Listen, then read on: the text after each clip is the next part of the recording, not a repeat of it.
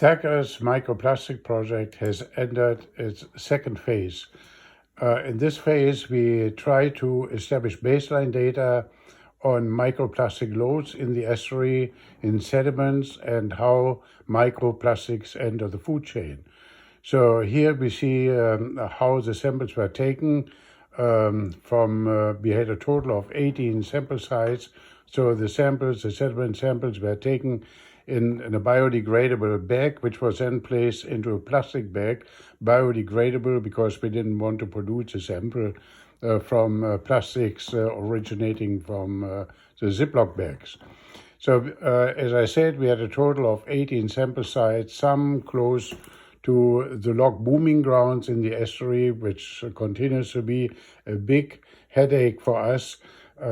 Because the log booms are grounding out every day, putting a lot of pressure on the estuary and causing significant damage to the surface, scarring the estuary and killing millions of creatures.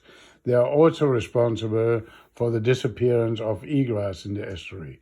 Here we are at the outer edge, so we had to do it at low tide in order to get to the sample sites which are close to the drop-off to the deep water. Here you see Tristan, who was collecting the samples.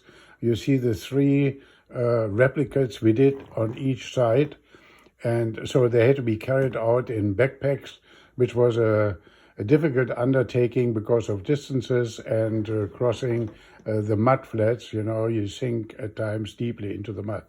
Here we are going to one side where Bill Heath, who is my co-chair, CERCA co-chair, is looking for clams.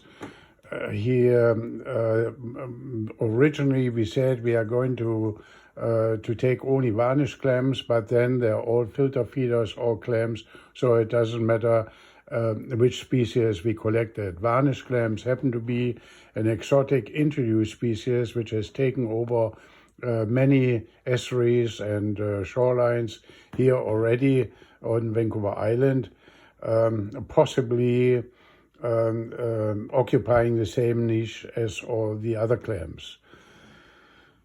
Well, the clams are just below the surface. They prefer gravelly areas, so you won't find them in the mud flats proper. So they are along the shorelines and on gravel bars. We also have found them in oyster beds spread or located between oysters. One important component of our microplastic project is the collection of live samples to see how microplastics enter the food chain.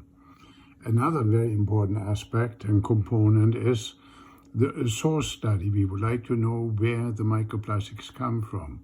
There's a suspicion that microplastics are carried from the sewage fields by the sewage outfall.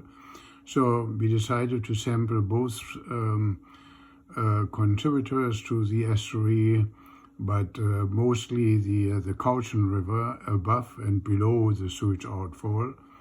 But then also further down where the river splits after the Koksilah has drained into the Cowichan River, and the river splits into the South Fork and the North Fork. So we sampled both lower river sites, and all samples are done now, and they're going to be transported to Vancouver now for processing.